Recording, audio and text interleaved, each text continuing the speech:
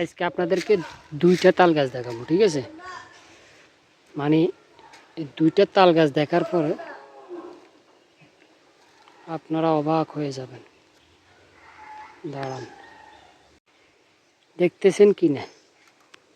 তাল গাছের মাঝখান দিয়ে কিছু নাই। এই যে দেখেন তাল গাছ কিন্তু জেতা, মানে জীবিত। আরেকটা দেখা, আচ্ছা এই পাশ থেকে আগে এটা দেখাই শেষ করি। এই যে, ঠিক আছে, এই যে জেতা। এটার মূল হিস্টোরি হলো ভিতরে কিচ্ছু নাই, কিছুই নেই, একদম কিছু নেই, ঠিক আছে?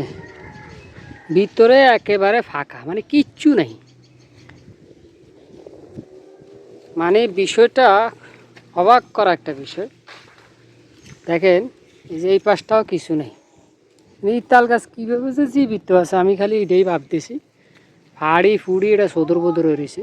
এটার মতো আরেকটা আছে, সেটা আরও ভয়ঙ্কর, চলেন সেটাও দেখাই। এই যে আরেকটা দেখতেছেন, এইটার অবস্থা দেখেন, মানে নিচে কিছুই নাই, উপরে কিন্তু কই যে ঢালপালা দেখতেছেন, শুকনাগুলার উপরে খেয়াল করেন, এগুলা সবুজ, তার মানে জীবিত গাছ, একদম জীবিত। কিন্তু কিভাবে যে দাঁড়ায় রইল, ঝড় তুফানে সে কিভাবে নিজেরে কন্ট্রোল করে, মানে ভাবতে অবাক লাগে। আসলে হায়াতের মালিক আল্লাহ, আল্লাহ তার হায়াত রাখছে, এই জন্য সে দাঁড়ায় রয়েছে।